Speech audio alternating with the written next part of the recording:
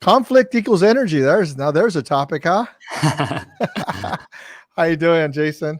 Really well. Thank you, Martine. Yeah, really excited that you're here. I've been wanting to talk to you in this platform for probably about a month, a little bit more than a month, huh?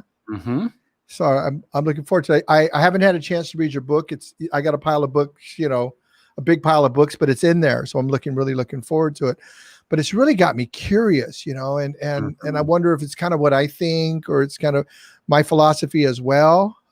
Because people are always we're kind of always saying the same thing, let's get connected, let's build a better world, let's have great families, let's be the best version of ourselves. So how do we just dive into it? What is conflict equals energy? What does that mean?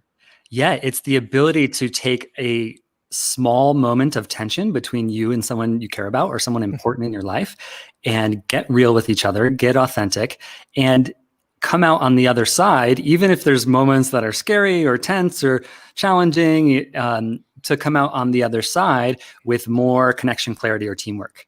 And by clarity, I mean, I know myself more. I know my values more. I know what's right for me through this work that we do together. And it requires conscious communication. It requires, quite a bit of skillful communication with each other to really have these results. Excellent. I want to step back for a second. What would you describe, if you were to describe, like, the type of communication we have in the world right now? And let's take the most polarizing part of our culture currently, which is the political part of our culture, right? Yeah. What would you call that type of communication? How would you? Controlling, strategic, protective. Controlling, strategic, protective. So let's define that just a little bit, and then we'll get to what you talked about, conscious communication. Sure. Anytime you're communicating with an attempt to get someone else to behave in a way that really works for you, or to maintain power or gain power, or, it's like there's kind of this thing in authentic relating, this teaching, central teaching, that's like, are you communicating with the intention to control the other person or to relate to the other person? And I love the title of your book, The Curiosity Theory. Without curiosity and openness, we can't know each other. We can't truly connect and relate. Yeah. Wow. I love that. So if you could control, you said control, I got to write this stuff down. Controlling, strategic, and what was the third one I said? That's okay. It was really good. It was awesome. We'll go back and listen to it. So the first one was controlling. So I call that like manipulating, right? So it's like, how do I have a conversation with someone so that I can manipulate and get my own answer? And the curiosity theory, I say, it's like asking your kids to take out the trash. You're not really asking. Mm-hmm. You say, honey, would you please take out the trash? And there's really only one answer. Yes. Right. And so that would be a controlled version of would that be controlling? Would that manipulate? What would you call that? Well, there's a difference between a request and a demand, which is what you're talking about. And that's my point. Controlling communication is a demand, even if you're asking a question, right? The demand is happening in your bodily energy. It's happening, in the pressure, the emotional pressure that you're putting on other people. And a true request has some level of vulnerability in it, which means I'm giving the other person the freedom to say no. Right. And so it's vulnerable and challenging for us to receive a no from people we care about sometimes, but we have to make that space if we're going to truly, be respectful and kind and really honor the sovereignty and freedom of the other being.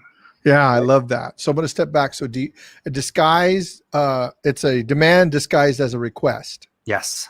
So if I say, Henny, can you please take out the trash? That really is demand, but it's disguised as a request. So it's inauthentic. Mm-hmm. Okay, wonderful. Got that. That's really cool. And then conscious connection or conscious communication would be connecting, getting clear, and then having it be about the team, having it be about what we both want to have. Is that what you're saying? Yeah, it's almost like the substance and the content of whatever's happening is less important than the connection or the relationship. Right? Say that again, because I don't know that I agree with that, but maybe I don't understand. So yeah, it's like let's say the content of an argument with my partner is, how we communicate with each other, if we have a free weekend, like how we make plans, and she's not getting enough responsiveness from me, and she's not getting enough decisiveness from me, and I'm just saying, I don't know, maybe, right? Like that's the content. Yes. And so if she is wanting to get some emotional needs met of like, hey, I need to be able to make plans with you ahead of time and know if we're not going to spend time together this weekend or not, because I'm going to make other plans otherwise, Yes. Yeah. And so there's something about this content that's important to her, right? And it's important to me, like my ability to like, maybe I don't want to make a decision right away. Like maybe there's something important about that for me, right? But the relationship is always more important. And if we use that conversation where we have a difference or a tension or a conflict to get to know each other better and get to know like how to work with the preferences of the other person more skillfully, then we always come out on the other side with more teamwork, regardless of whether or not we get what we want in that conversation. It seems like what you're saying is you even get the two other parts almost automatically. So if what I'm saying is I'm committed to the team, right? I'm looking at content, clarity, and teamwork. So if I'm committed to the team, I'm talking to my partner, talking to my girlfriend, talking to somebody, whoever that is, right? That in achieving that, we get clarity, and in achieving that, we connect. Mm-hmm. So the kind of they fall together. Yes. That's really cool. Okay, I got that. Mm-hmm. So in conflict equals energy. So let's talk about conflict. How do you define conflict? I think anytime where we're scared or of not getting what we want and our body is a little bit activated, or we're, having a misunderstanding where it's like, I think you're doing one thing and your intentions are completely different than what I'm thinking your intentions and motivations are. Like, I think that anytime we are having a version of intimacy, right? It could be just the intimacy of like doing a project together for the first time. Or, even this conversation, right? Yeah. You and I are very new colleagues to each other. We had one great phone call a month ago, which I really enjoyed. But if we actually decided to do something together, like, hey, let's do a series of broadcasts where we talk about this a certain topic, then eventually there would be some kind of conflict or tension that came up. And my theory is that that's the universe actually giving us messages of where the places we could grow. Like where we could work. What do you mean as well? Yeah, like, places we could work on in ourselves. Like, there's just capacities and values that you have as a human being because of your unique life experience that I don't have. I can learn a lot from you, right? And so conflict is, if we approach it as like this should be happening, instead of the default approach of like, this should not be happening, this is horrible, we're gonna learn from each other. Yeah. So the conflict is any prompt, any cue, anything that maybe takes us off of like our path. We feel a little discomfort. Seems like you said that I can now see really what I'm about. Like this showed me what I was about. Like we have a conversation and maybe you and I get an argument. And if we look at it a particular way, well, we're arguing because we really want to achieve this. It's an opportunity to really see what we're about as two human beings or something. Is that kind of what you're saying? Yeah, I think you said an important piece, discomfort. Discomfort is almost like a synonym for conflict, right? It's like anytime we feel emotional pain or we feel afraid of losing something that's important to us, and that's happening underneath the surface, and then we're communicating on top of that, that's what I would call conflict. And the thesis of the book is like, if we have conscious communication techniques, we can navigate these and learn how to turn these things into gold. Which is the energy. Yes. The energy is the gold. Okay, so then let's talk about the energy. So the energy portion is, you kind of defined it, but let's go deeper into that. So how do you define energy? Well, just a great example of this is, when two people are in a romantic relationship, over time, after 3 or 4 months, they start to get habituated to each other. They start, the passion can go down at different points, right? Well, when I'm truth telling with my partner, right, it may Yeah. be uncomfortable in the moment, but hours later, we're hot for each other again. There's Yeah. energy there. Yeah. Yeah. That's really cool. So I like that. I like that. I like that you can recreate it, so like you said, it's kind of, I'm in a relationship 3 or 4 months later, it's kind of, like, and then we can create it back. We can build it back up again. Yes. So energy so energy is that thing that we have maybe choice in the matter, or we can consciously create. Yeah, absolutely. So let me give another example. Please. On a team, if you're in a company together, doing a project together, Mhm. Energy simply means that the gifts and the creativity of each person actually has a chance to come out. Because what normally happens, before I was saying that the default communication is strategic and protective. Protective was the third one I said. Yes. That's it. Okay. What happens is if people are afraid to tell the truth, maybe there's a power dynamic and people don't have the ability to give feedback to the leader in this particular team, which is extremely common, right? Then their gifts and their creativity and their perspectives just end up not being utilized. Yeah. So then what happens to people? Because that's the thing, that's the stagnation of energy is what happens. And then so I'm working for a company. I was excited when I started to work there because they're really about what I'm about, and I'm gonna be a part of it. I'm gonna contribute. I've got these ideas. I want to bring these ideas, and then I show up, and then they go, "Hey, we got a calculator." We go, "Cool. Hey, can we try to make a phone call with it?" You're like, "What are you talking about? That's a stupid idea, right?" Yeah. And then next day, you got a phone that you can calculate on, right? And then they go, "Well, hey, can we, and then they come up with new ideas. Can we put computer programmers on it? That's a bad idea." Yeah. And that's what I see happens. I see that happening. This is the curiosity when we go into companies is we want to do exactly what you're saying, is get people to understand that our competencies, that what we bring is valuable. And I think people want to be valuable.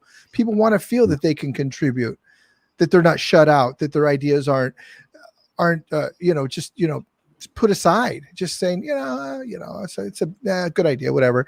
And then what do you do next? Then you're like, oh, well, all right. I don't even want to go to those stupid meetings.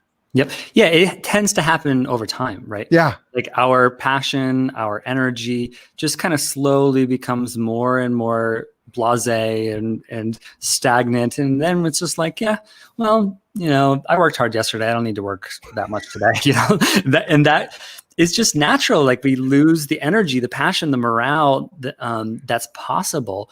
Like instead of, if you look at like a basketball team, like a professional basketball team, there's so much energy there. And those guys are in intimate connection with each other in the locker room and on the court and through lots of practice, and they're bumping up against each other and they're having to work things out. And it's like they have to keep the energy fresh and alive, because even if there's a bunch of skilled players on a team, if the morale's not good, they're not likely to win. Yeah, that's awesome. So what we have is okay, so what is that?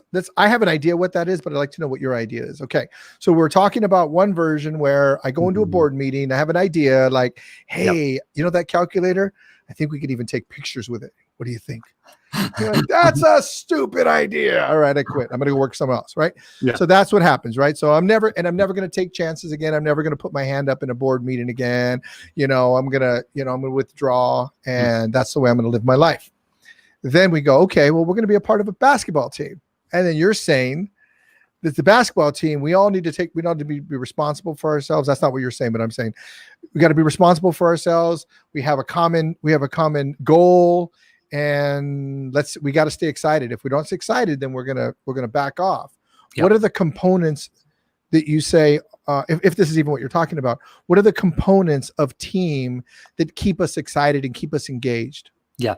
Well, I think what I'm saying is that authenticity is the most important component. So I teach what I call authentic relating, which is a whole body of knowledge and skills and tools.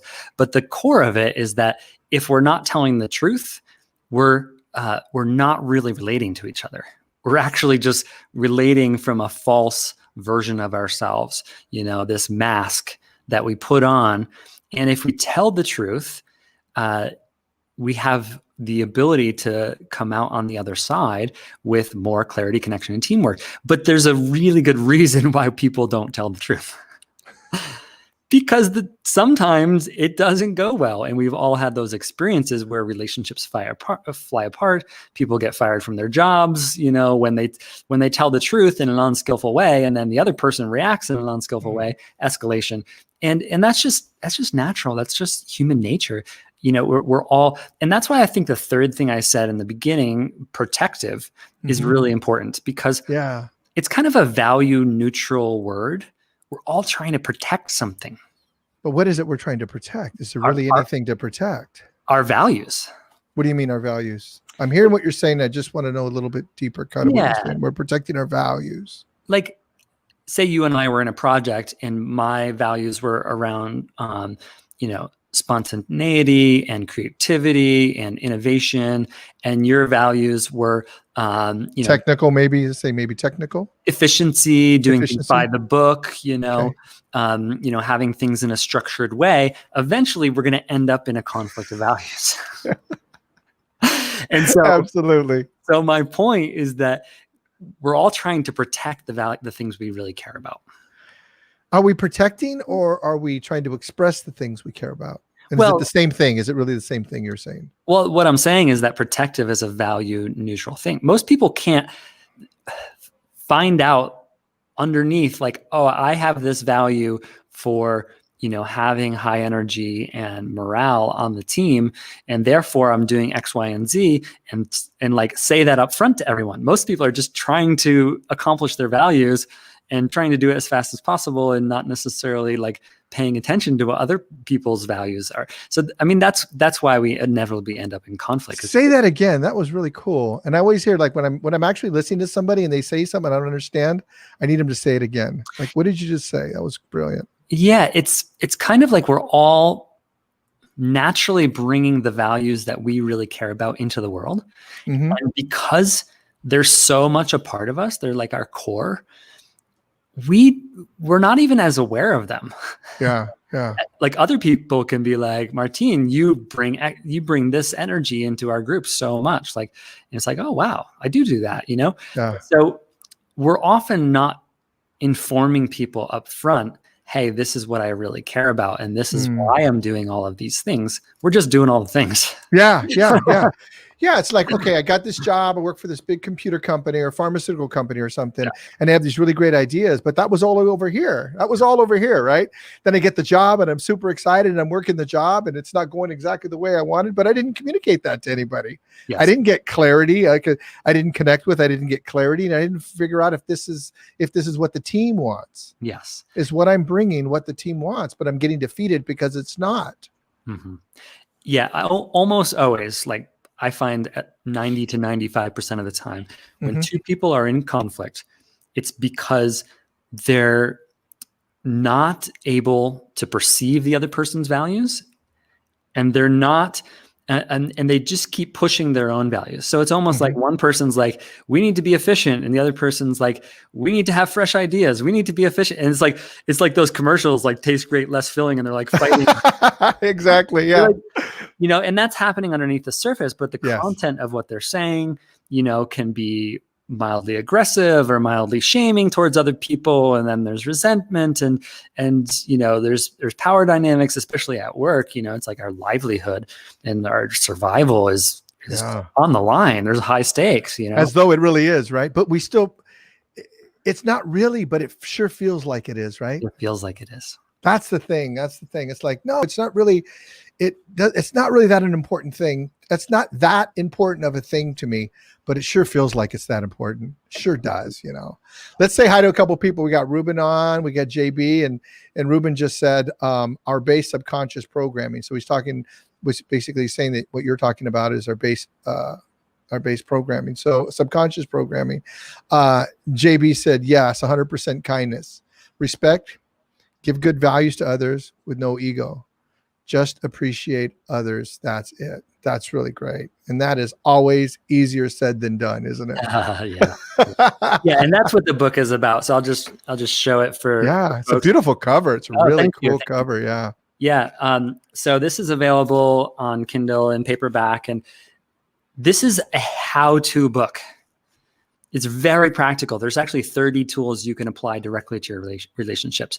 So, I'll talk about something that's really important. I actually have a chapter called Curiosity. Like chapter 7 is called Curiosity. I love it. That's the first one I'll read. Yeah. Yeah. So I'll talk about that, from kind of this big picture, conceptual frame. But after 2 pages, I go directly to the practical tool and the exercise to build these muscles. I think curiosity is actually a muscle. I love that.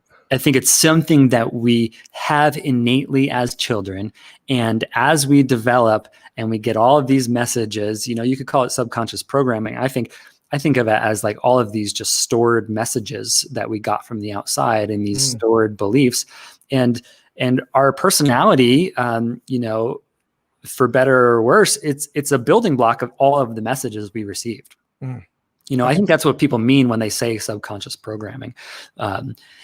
And yeah, it's like we can go through the process of recovering that childlike curiosity, which tends to fade over time. Yes. For various reasons, and building as a muscle and like practically just exercising it. Yeah. So I like what you said about your book, because you're distinguishing the thing, and then you're talking about it, and then you're giving a tool about it. Like, this is how you can become stronger in that maybe value or that that distinction you got. So you're doing. So what are some of the different chapters? So yeah, there's a chapter on appreciation, a chapter on curiosity, a chapter on what we call hologram. Hologram. Hologram, yeah. It's kind of this nice sci-fi type word. It's essentially that like our pattern of relating is always in operation. In other words, I take with me into my colleague relationship with you my personal hologram or my pattern, and I take it into all my relationships. And what we have are practices and techniques where we can actually see our personal hologram, which is quite challenging. I mean, it's essentially the water we're swimming in, right? There's this really cool pithy poem, and it's called The Three Great Mysteries. And it just goes: a bird onto air, a fish onto water, a man onto himself. It's one of my favorites. Yeah. Yeah. And so I'm the funny way to say this is like, I'm going around Jasoning the world. Like I like that's the lens that I'm looking through. Right? Yeah.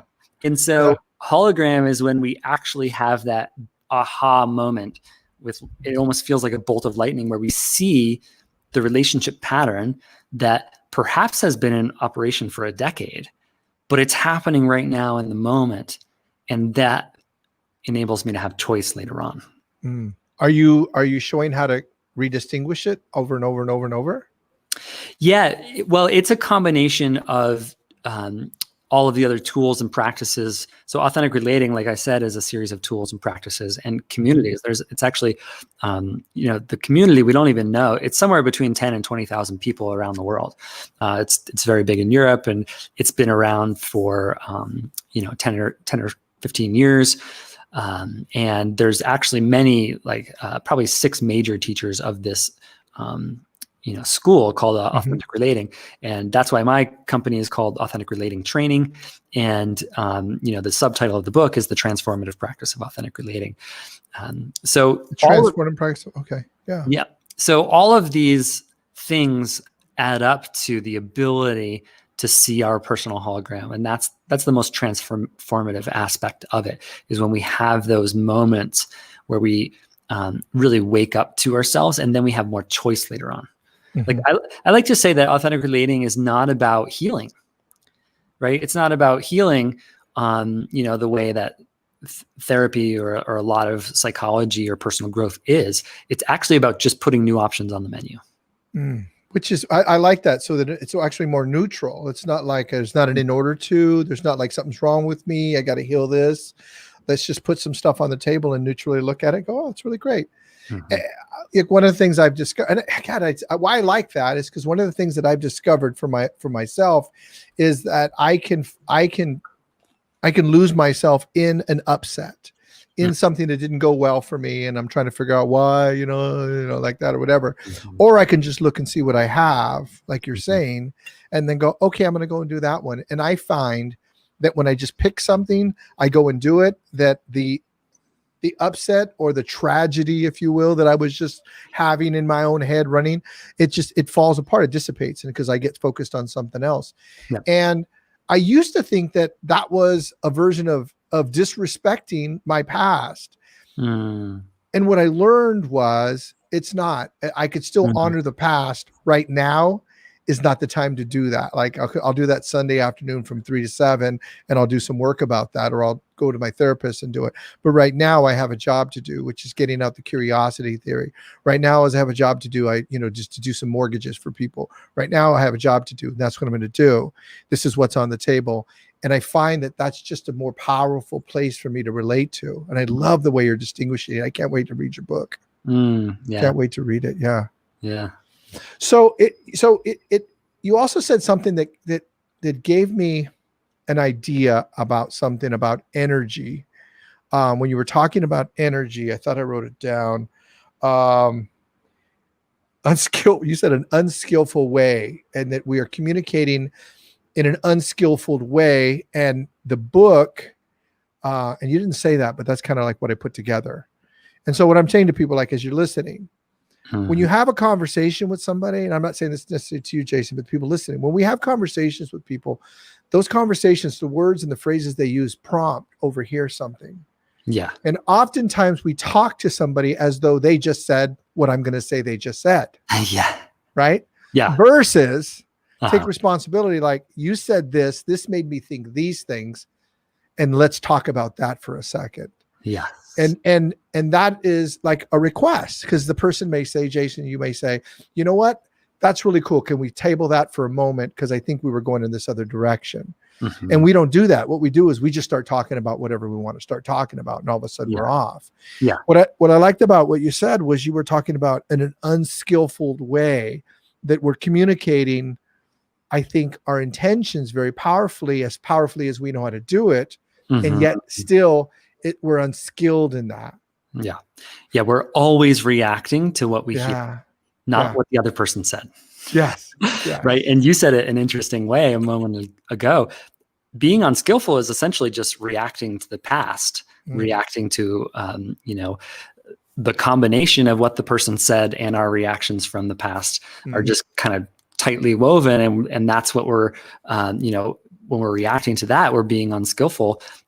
It's just going to muddy the waters and create misunderstanding. Instead, what's needed, and you said a version of this as well, we need to be conscious of the times that we're making assumptions and conscious of the times that we're making expectations, and be like, hey, I'm thinking that you mean this. Is that correct? Yeah. Yeah. Right. And taking the time to check that out. And, I want to let us all off the hook for a moment, because humans are notoriously bad at communication when they're triggered, and we all are triggerable, right? Yeah. We all, people who have more difficulty early in life and even trauma can be more reactive. But it doesn't matter. Across the board, humans are reactive. And if we're a little bit activated, like we notice what's going on, and we notice like, oh, I need to be careful here because this is a situation where I have some upset or some anger. Like, let me, bring out my communication tools and techniques. Like that's a huge step forward. That's what we need, like the basic emotional education in humanity to be able to equip people to do that. Because as soon as you tip the scale from activated to triggered, right, all bets are off. Yeah. Yeah. And when we're triggered, it's reptilian. Exactly. We have no capacity to take another person's perspective. Yeah. Our higher values like compassion are just completely offline. That's You know, right. we're complete, like we become a deeply unskillful, unarticulate version of ourselves. And it happens for everyone. Everyone. my, my therapist said, my marriage therapist used to say, he goes, if you ever saw me on the freeway driving, you wouldn't want me to be your therapist. You know? You know? Yeah. So Ruben says, now you have my attention. My PTSD makes it easier to be triggered. Really? That's a very, very, very vulnerable thing to say. And that's very, very true. We all have it. And I love the fact that you said that we all have it. It's just true. We all have it. We all have triggers. And we're human beings. Like, you know, let yourself off the hook. You're going to get triggered. You're going to have a bad day. Someone's going to say something. You're going to say something. We're going to react a particular way. This is something I say in the book. And it's something to the effect, it's like, have you ever been in a situation where the evidence of what happened was actually wrong about what somebody is saying happened? But you're not in a position to argue your point, because the arguing of your point is going to require more attention than you have, and more willingness for the other person to figure out what your point is. That happens so often. It's like, wow, that's not really what I meant to say, but because I said that, it triggered this. And how do I backpedal out of that? How do we get back to, I love it. How do we get back to teamwork? How do we get back to clarity? How do we reconnect? I love that. And your book helps us solve those things. And I love the way that it does. I love the distinctions. I love the hologram. Seems like there's a negative hologram too. So if I get triggered, you know, I call it reptilian reactions, fight, flight, or freeze. So my hologram, I would call that, I don't know if it's true, please correct me. My negative version of my hologram would be to fight, because I fight my way out of things. I don't usually just stop and freeze, and I usually don't run away from problems. I usually go, all right. You know. Yeah. Would that be a hologram too? Is the negativity a hologram as well? Or you call it something else? You can call it our negative patterns, and we can do a lot to work on those. Hologram, the way we think of it in authentic relating, is called superpower kryptonite. So in other words, like our gifts and our strengths are always kind of married to our weaknesses. And our gifts and our strengths are always married to our weaknesses. Yeah. I gotta say that like 3 times. So hold your thought. Our gifts and our strengths are always married to our weaknesses. Yeah. Right. They're two sides of the same coin. Like, so for me, I'm a highly creative person. I actually spent the majority of my life, you know, music was the biggest thing in my life when I was a young man. And I was a photographer and video producer for many years. And now I'm a writer and content creator. Man, I can be so scattered. I can be so messy. Like if I'm dysregulated and not in a good place in my life, I can be so messy. I can be so indecisive. So it's like the gift that I have to bring the world, is tied in with my liabilities. And the people around me need to be able to put up with those liabilities. And that's so funny. That's so funny. I was writing that down, like really, like right over there. It was like, I love music, but I hate practicing. Right? So my love, like, because I'm like a pretty good musician, right? So like my love for, it's like, it's only going to get better if I could like change my relationship with my weakness, which is the practicing. Yeah. And changing our relationship with often means mitigate it, which, you know, mitigate is an interesting word. It just means lessen the negative effects. We can't actually get rid of it. We can strategize around it. We can, you know that the people in our lives, it's like, oh, they're really good at planning. Like let me make sure that I check my plans with them, or let me like empower them to do some of the planning for our lives, you know, if it's our partner or something like that. You know, but this is how we mitigate our weaknesses or our kryptonites. I love that. And we want to maximize our superpowers. That's awesome. Sherry said, as far as unhealthy conversations, You've asked and asked, what have I said to upset you? You've asked and I've asked, what have I said to upset you? And they never give you a direct answer. I just leave the conversation and sometimes that friendship. If a person that says your best friend can't be open and honest with you, how is that any friendship at all? Yeah, it sounds like Sherry's talking about a situation where Yeah. you're asking someone, "Hey, what's wrong in the relationship, and what's going on here?" And they don't give you a clear answer. Well, hey, I mean, emotional clarity is not easy. People Yeah. often don't know why they are doing the things that they're doing or saying the things that they're saying, and unless we take some time, either with a journal or a long walk or something like that, to get emotional clarity, this person may not know, right? Or they might not know how to tell you. A lot of time. So in authentic relating, we talk about feedback loops. We talk about sharing impact. Sharing impact with each other is one of the main tools that we have, which is essentially telling each other how we're affected by each other. It's vulnerable territory. Like, oh, working with you feels like this. Yeah. And I would say that, when you look at it, it says, I just leave a conversation that, where she says it. If a person that says, your best friend, that best friend can't be open and honest with you, that's feedback, right? Yes. Like if I say to you, Jason, listen, I just, or I demonstrate that I can't be open and honest with you, that is feedback. That is conflict feedback. It is feedback. Yeah. So conflict is the feedback right now. I'm showing you, Jason, I can't trust you. I can't be honest with you. That's the conflict I'm showing you. Okay. Equals energy. How do you turn that into equals energy? Yeah. Well, we're always giving each other feedback, either through our actions or inactions, through the things we're saying. It's either subtle or it's direct. So authentic relating gives us a set of tools to be able to make that feedback more direct. And for example, give me an example. Well, I think you're probably getting to one, but yeah, like if I was to, give you feedback about how you affected, let's say we worked on a project together for 4 months and the project completed and we did a retrospective is what they call it in business, or, we were actually to say, okay, we finished this thing. Let's give each other feedback. Let's review. Right? Let's see what worked, what didn't work. Okay. And yes. But giving someone feedback about, their successes or, it can be easy, but if I really have a challenge with how you have affected me, you might take that personally. Yeah. Right. And because your identity is wrapped up in it, we just naturally do take those kinds of things personally. We start to defend. Hey, I was just trying my best, but so I'm no longer listening to what you're saying. I become defensive. Like, okay.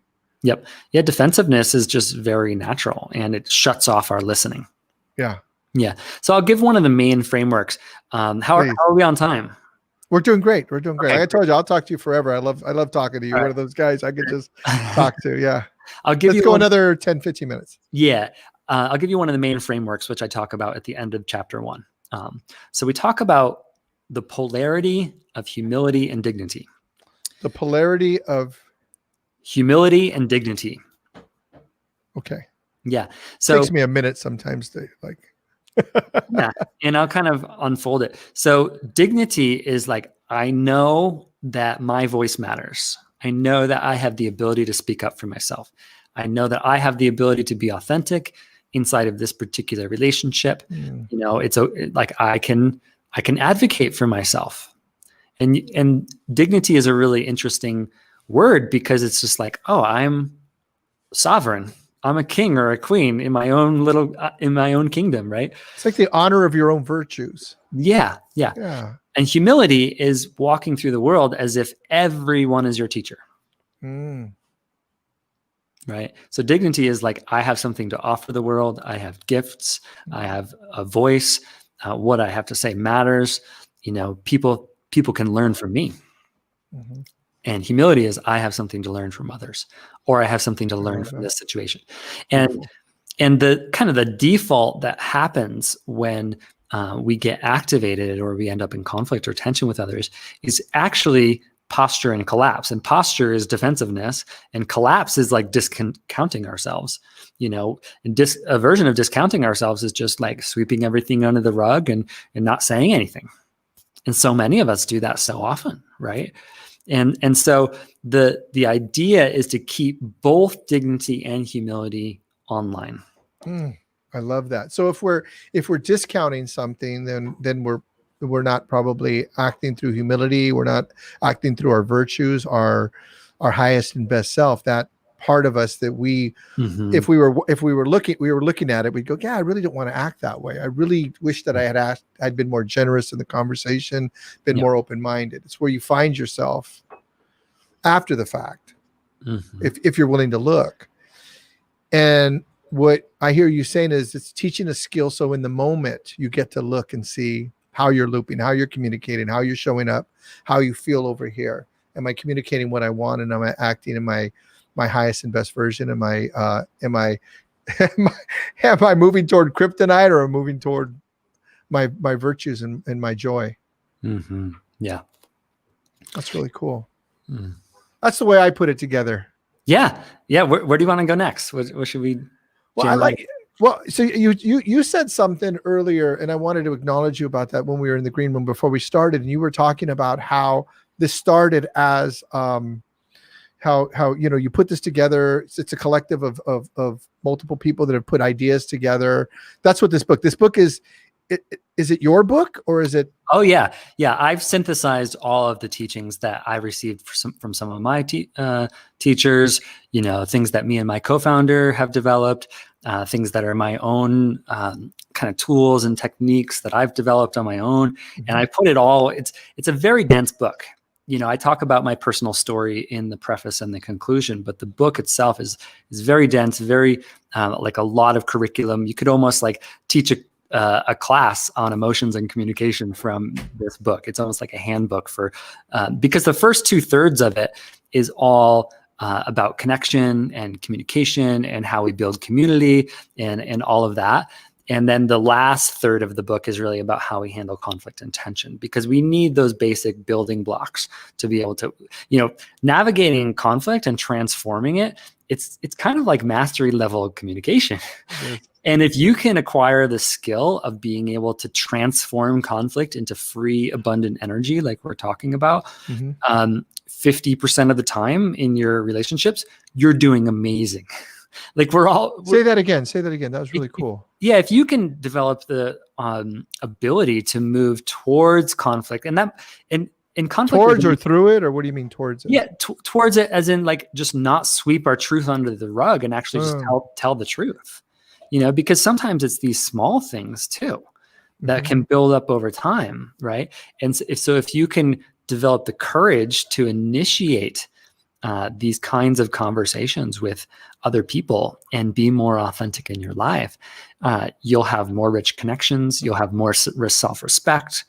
And if we can develop the capacity to do that 50% of the time in our lives, that's actually amazing. That's like huge. That's like gold star A+. Yeah. Because this territory of conflict and is it's just emotionally painful and scary for all of us. Yeah. That's awesome. I people are always asking me, like my book is called The Curiosity Theory, A Path from Conflict to Resolution. And people say, so you don't ever get in arguments? I'm like, well, it's not I don't get in arguments. I definitely screw up a lot, and I make mistakes, and I do this and that. I just recover quickly. I just use it's the recovery process, because it's from conflict to resolution. So I find myself in the conflict, and then I use curiosity to resolve that conflict. Yeah. And then the skills of curiosity is what we teach in the course. The skills, I hear what you're saying, from conflict to energy. Conflict equals energy. If you want to have energy, if you want the energy of that's available to you in the dynamic of each other's, in your relationship with yourself, other people, the world, you're going to have to understand that conflict and energy are somewhat synonymous. They equal, they're the same. So your ability to lean into it, if you're willing to lean into it, you're willing to have the courage, you're willing to build those muscles that it takes, the scar tissue that's going to take to keep leaning into it. Yeah. Conflict equals energy is definitely the thing for you. That's what I hear you saying. Yeah, and I love the fact I didn't even know what the subtitle of your book is. It's interesting how similar our work is. And I'd love to read your book as well and figure out where the parallels are and what we can learn from each other. Yeah. Yeah. I think, I always noticed that the parallel is always that we're committed to like being a greater version of ourselves, and that something had happened. And because of those things that had happened, we were willing to say, I learned something from that. And I Mhm. think what I learned can make a difference for other people and make their lives a little bit better.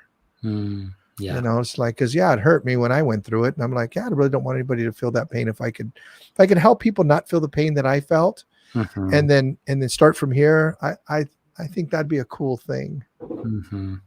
So what's the story? What's the real quick? Let's finish with your story and then we'll go. Yeah. Like, what's the story? Why did you write the book? What happened? Well, it was really about what you talked about, the fact that this has been developed by 10 different teachers over the course of the last 10 years. And people will pick up these little things and start a community in this new place. Like someone started a community in Minneapolis, and I was like, wait, when did this happen? They're like, oh yeah, we've been going for a year and a half. And because authentic relating is kind of like this decentralized movement, like I really wanted to give people all of this skills and tools and techniques in a centralized place. Not everybody can take the course, which costs a couple $100, but everyone can afford $9 for the Kindle version of a book and really have like a dense relationship manual. And so it was really just about my own intellectual passion of synthesizing and putting it all in one place and making it as practical, and therefore spreading these practices as much as possible. When you read the preface, you'll hear a little bit of my personal story and like that mission that I have in the world. So yeah. Why did you feel it was important to get that message out? I really want to have a world that works for all of us. And I realized that, left and right, traditional and progressive, all of these things, it's like both sides have really valuable things that they're trying to protect. Yeah. It's like, well, I think it's also to express, I'm going to do a show called, I'm going to actually take apart the conversation of a Democrat and Republican, like a conservative and liberal. Like, we're going to have that conversation. Yeah. And like, so what is it you believe? Well, I believe this. Well, that's really great. Mm-hmm. I think when you put all those things that we all believe, that we're probably on the same page with probably 99.9% of those things, Yeah. I believe I should, and there's all these little things. And so I love what you're about. I'd love to have you come and check out that, that conversation. Yeah. Yeah, absolutely. I really want to get you on some of my shows. And I'm really grateful that we had this opportunity today to talk about your book, Conflict Equals Energy. And just really thank you from the bottom of my heart. I learned so much. I've got so many notes. I can't wait to go back and re-listen to this. I'll send you my book right away. And just why don't you tell people how to get a hold of you? And let's do that really quick before we get out of here. Yeah, my company is called Authentic Relating Training, Art International. And so the URL is authenticrelating.co. And the book is available at authenticrelating.co/book. And we have an online course that is 6 weeks long. And so actually we actually have about 10 course leaders trained to lead these different things. Me and my co-founder have been doing this for about 3.5 years. Mm-hmm. And kind of a rare opportunity to work with me directly. I'm leading the online course that begins at the end of October. So that has, it's limited to 18 people on Zoom, and it's all live training and hands-on work. So you can find that on the website. And where do I type it in here? I see the comments, but I don't see. You know what? If you just go back to the beginning, after we're done, just go back to the beginning of the show and just type in the beginning of the show, and it'll just stay on for the whole thing. Yeah. Authentic Relating. And then I'll put it in the comments. Yeah. Great. And then what I'll do is I'll go back and put it in the comments and all that stuff. That's really cool. And how much is the course? It's $295. That's awesome. What yeah, we really want to make this amazing. Accessible. Really amazing. Yeah. The other main thing that we've done is we started a nonprofit 2 years ago. and they're working with the same exact curriculum that we are. Our course is called The Art of Being Human. Love it. It's like The art of being human. Yeah, it's the basic emotional education that we all could be receiving, when we're in middle school, and perhaps should be. But let's get as many people as trained as possible. And the nonprofit has actually taught this course to over 400 inmates in the jails and prisons of Colorado.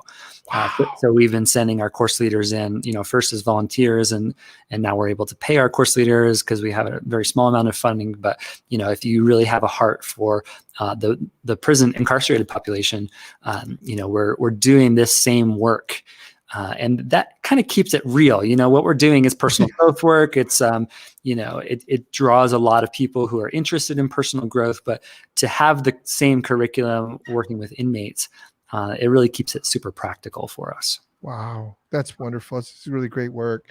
So, you have the course, and then you have a train the trainers. Is that what you have, or what do you have? We have advanced courses and a train the trainer and all of that. But the place to start is the book and what we call the level 1 course, The Art of Being Human. Yeah. Cool. I recommend it. I can't wait to dig into it. I've got like 5 or 6 books I got to get into, but I'm going to go read the part on curiosity. Definitely going to read that chapter today. Yeah. Cool. Jason, how do you pronounce your last? Is it Diggs? Yeah, Diggs. Okay, good. I just want to make sure. Okay. Jason, I want to thank you, like, from the bottom of my heart, to just spending this time with me. I mean, your time is valuable, and if you guys are watching Jason, by all means follow him. I've been following him a little bit, and that's why I have him here, because I've been watching what he's doing and what he says, and it's good stuff. It really is good stuff, and he's making a difference in the world. He's got a mission, and I definitely think he's worth following. Definitely worth reading his book, and his course sounds amazing. Yeah, thank you so much, Martin. This has been really great. Yeah, I appreciate you and the work that you're doing as well. Yeah. You bet. Well, thanks a lot. Thanks for hanging out. Hey, everybody, thanks for hanging out with us. And we'll see you real soon on the Curiosity Theory every Tuesday night, 7 o'clock, and every other Saturday at 11 o'clock Pacific Standard Time. Cheers. Cheers.